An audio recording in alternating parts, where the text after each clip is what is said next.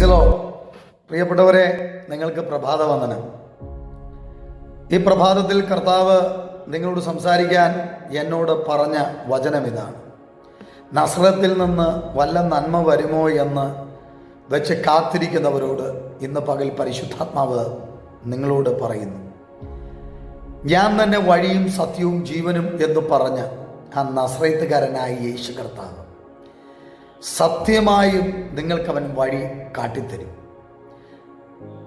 ഇനി ജീവിച്ചിട്ട് വല്ല പ്രയോജനമുണ്ടോ എന്ന് ചോദിക്കുന്നവർക്ക് ജീവനായി അവൻ നിനക്ക് വെളിപ്പെട്ടു വരും.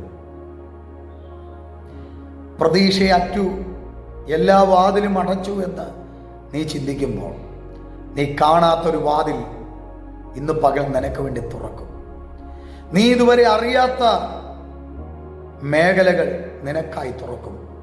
തുറക്കുന്നവൻ മനുഷ്യനല്ല, അത് ദൈവമാണ്. ആരാണ് അവൻ്റെ പേര്? യേശു.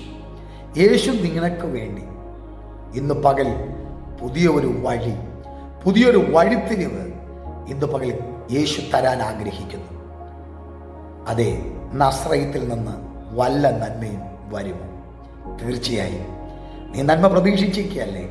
ആ നന്മ ഇന്ന് പകൽ നിന്റെ ജീവിതത്തിൽ നദനിലിന് വെളിപ്പെട്ടതുപോലെ നിനക്ക് വെളിപ്പെട്ടു വരുന്ന പകലാണ്. വിശ്വസിക്കുക, അവൻ തന്നെ വഴി, സത്യം, ജീവൻ. അസത്യമായ കാര്യങ്ങൾ നിന്റെ വഴി അടച്ചാലും സത്യമായവൻ നിന്റെ വഴി തുറക്കും. നീ വിശ്വസിക്ക്, യേശുവെങ്കിൽ വിശ്വസിക്ക്. അവൻ തീർച്ചയായും സത്യമായി പലരും നിന്റെ വഴികൾ അടച്ചെടുത്ത്, പലരും നിന്റെ വാതിലുകൾ കുട്ടിയടച്ചെടുത്ത്, തീർച്ചയായും എൻ്റെ യേശു നിനക്ക് വേണ്ടി വാതിൽ തുറന്നു തരും. യേശു പറഞ്ഞു, ഞാൻ വാതിലാകുന്നു.